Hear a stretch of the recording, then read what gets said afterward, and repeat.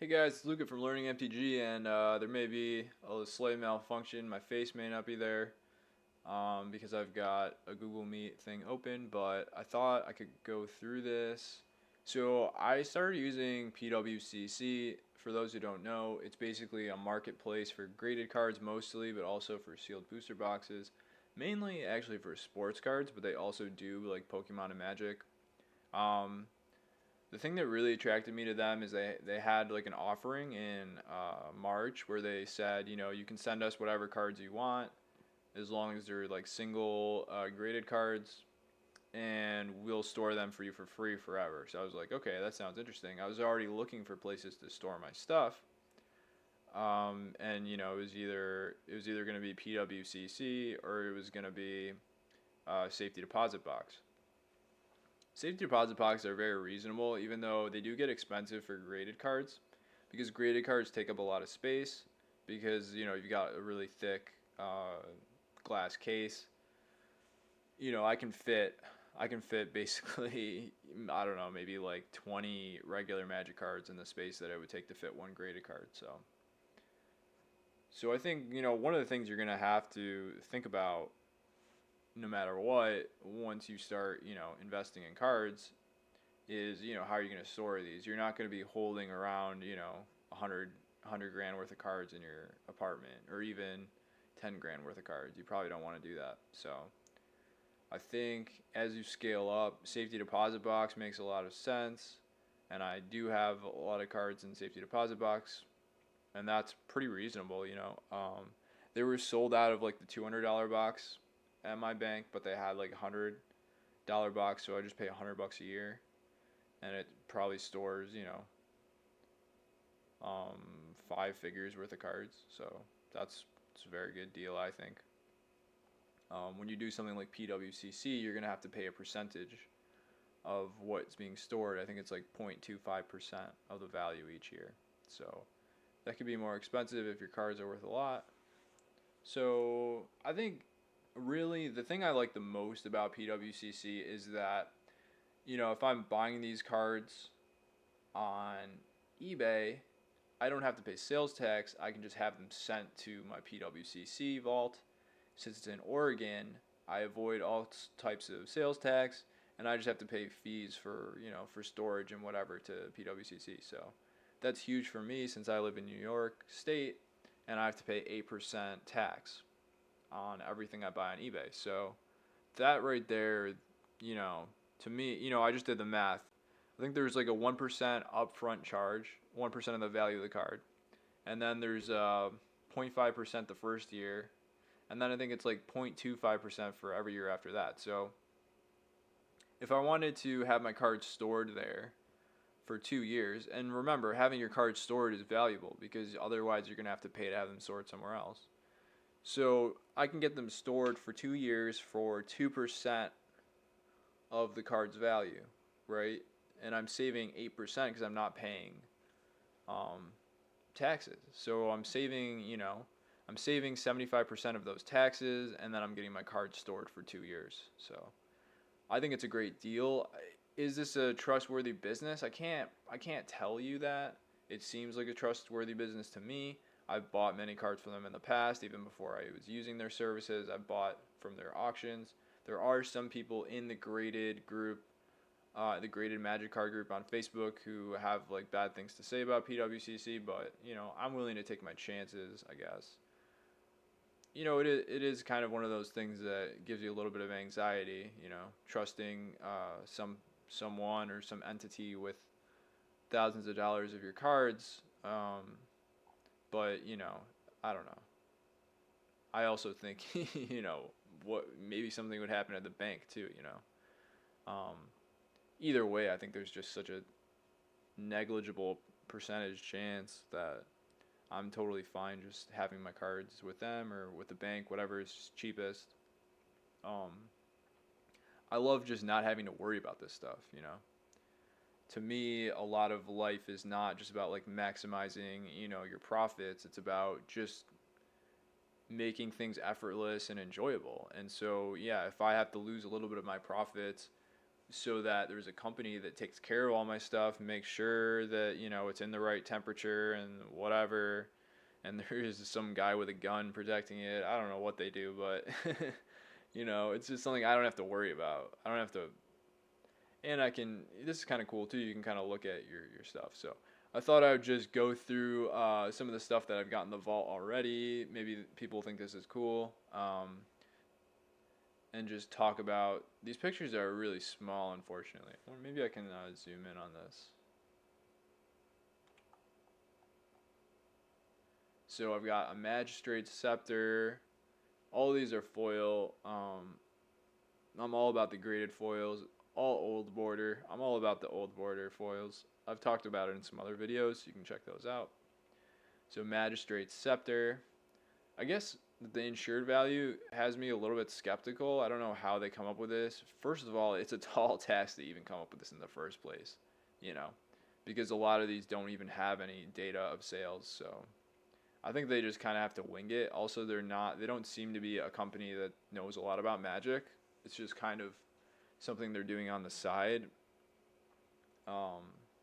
They're mainly focused on the sports cards, but anyways, got my Magistrate's Scepter, BGS 9, BGS 9, Power Matrix. I think, based on my experience, Mercadian Mask foils are very, very hard to come by. There seems to be less of them like that you can find compared to, say, like Urza's Legacy or Urza's Destiny. You know, one of my theories is because people just know that like Urza's Legacy is the first set, so people like, you know, they take special care of those foils. So I think that's going to be kind of a theme moving forward. We're going to find that the things that people didn't take such good care of or care about end up being a lot rarer, you know, 20 years down the line. I got a 9.5 power matrix. I got this for ridiculously cheap, man. Like I got this for like $150. To me, this is worth, you know, it's gonna be worth $1,000. I'd be very surprised if it's not worth $1,000 in a few years, because it's like, dude, try to find one of these. And this one's also quad. It's a quad plus, so you know, I don't know how much that adds, but I got this I think I got for a really good deal. I got it for like $1,200. Academy Rector. One of the things I'll note is, you know, since Academy Rector is a reserve list card, I do think the reserve list cards are a little bit overpriced, and I did make a video talking about that.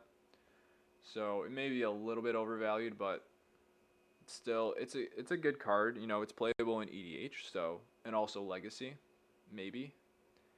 So given that it's, you know, a reserve list card, that it's reserve list and played, people need foil copies for decks, which leaves less foil copies to be graded, which makes the graded copies rare. I've got Goblin Festival, so I just love any time I can get, you know, Urza's Legacy or Urza's Destiny rare foils that are 9 or above, that I'm just very happy to get them. Opposition, also just a great card, cube card, EDH card. Storage Matrix, Yavimaya Enchantress. So I think people are kind of sleeping on the uncommons and commons. It's still really a pain to get the commons and uncommons. Recently I saw a BGS 9 common, you know, one of the really bad ones, like Viashino something, from Urza's Legacy, sold for like $90. So I think that should be the floor, definitely. Somewhere around $100 for any common or uncommon from Urza's. That it's a BGS 9 or higher. Foil, of course. Defense of the Heart. Grim Monolith. They priced this at $400. I was like, what? So I bought this from someone. Actually, someone was selling it on a Facebook group for $3,100, and I was like, what? Because I had seen one sell for LP on TCG Player for $2,400. So I was like, you know, if an LP version is selling for $2,400, a BGS 9 has to sell for at least twice that, in my opinion. So to me, it's got to be worth at least $5,000. So I was happy to buy it for $3,000. Iron Maiden, you know, a lot of these cards are just terrible, but so this one's a 9.5, so that's exciting. 9.5. I wonder if in the future people will put together foil 9.5 sets of Urza's Legacy. That would be so pimp. Very difficult to put together. It would probably cost, I don't know, $250,000 to put together a 9.5 set of Urza's Legacy. It would cost a lot of money.